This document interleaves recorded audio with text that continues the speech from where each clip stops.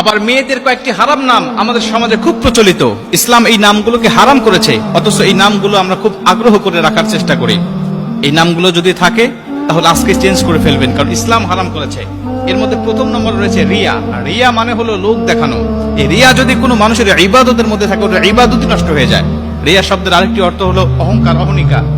এটা যদি বাস্তব জীবনের উপরে প্রভাব পড়ে, বিশ্বনবী বলেছেন মানুষের নামের অর্থ, নামের প্রভাব তার বাস্তব জীবনের উপরে প্রভাব পড়ে, যার কারণে এটা দুনিয়া আখিরাত ভালো নাম হলে উজ্জ্বল করে দেয়, যদি এটা খারাপ নামের অর্থ বহন করে তাহলে দুনিয়া আখিরাত নষ্ট করে দেয়।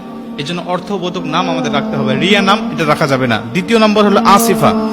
আসিফা নামের অর্থ হলো সে আফসোসকারী নারী, আফসোসকারী নারী বা হতাশাময় নারী। আফসোসকারী এই অর্থ যদি তার বাস্তব জীবনের উপর প্রভাব পড়ে, সারা জীবন তার আফসোস করতে যাবে, হতাশাময় জীবন তার কাটবে। এজন্য আসিফা নামটা এটা রাখা যাবে না। 3 নম্বর যে নামটি রয়েছে সেটা হলো মান্তাসা। এটা বর্তমান সময়ে খুব জনপ্রিয় একটি নাম, মানুষেরা খুব আগ্রহ করে রাখে। আগ্রহ করে রাখার পিছনে একটি কারণ আছে, সেটা হলো এর আবিধানিক যে আরবি অর্থটা আছে এটা আমরা অনেকেই জানি না। গুগলে সার্চ দিয়ে আমরা অর্থ খুঁজি, অর্থ দিয়ে মান্তাসার অর্থ খুঁজতে গেলে গুগল বলবে এর অর্থ হলো যে সে হলো গুরুত্বপূর্ণ বা মূল্যবান, এর অর্থ আসবে গুগলে। কিন্তু প্রকৃত আরবি অক্ষর আল্লাহ পাক সূরা আল ইমরানের মধ্যে বলে দিয়েছে কত ইজ্জু মাংতাসা ওয়া তুযিল্লু মাংতাসা বিয়াদিকাল খায়র।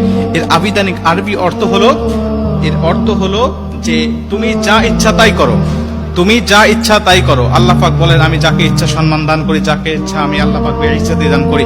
এজন্য আল্লাহ পাক বলছে কত ইজ্জু মাংতাসা ওয়া তুযিল্লু মাংতাসা। এই মাংতাসাটা আমরা এটাকে ব্যবহার করি খুব ভাবি যে আরবি কোরআনের মধ্যে আছে নামটা, কোরআনে থাকলেই যেটা ব্যবহার করতে হবে বিষয়টা এমন নয়। কোরআনে খিনজিরের কথাও রয়েছে, এটা তো মানুষ ইচ্ছা করে এই নামগুলো রাখবে না। অতএব অর্থটা কোন হয় এটা আমাদের খেয়াল রাখতে হবে। 4 নম্বরে যে নামটি রাখতে আমাদের সমাজে দেখা যায় খুব, সেটা হলো মাসুমা।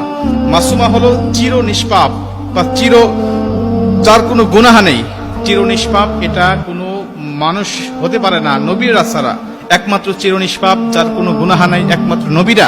মানুষের কম বেশি গুনাহ থাকবে।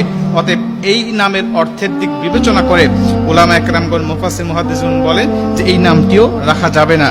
5 নম্বরে যে নামটি সেটা হলো মারিদা বা মারিদা।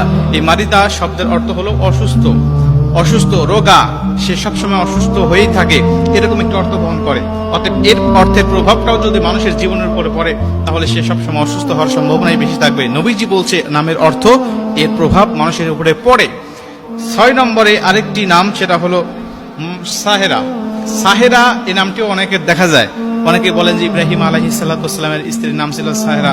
না, আসলে ওনার নাম ছিল সারাহ বা সারাহ, এই নামটি তার ছিলেন।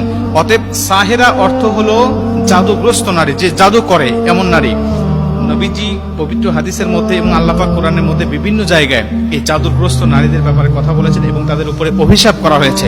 অতএব সাহেরা নামটি রাখা আমাদের উচিত হবে না। এবং 7 নম্বর সেটা হলো আসিয়া।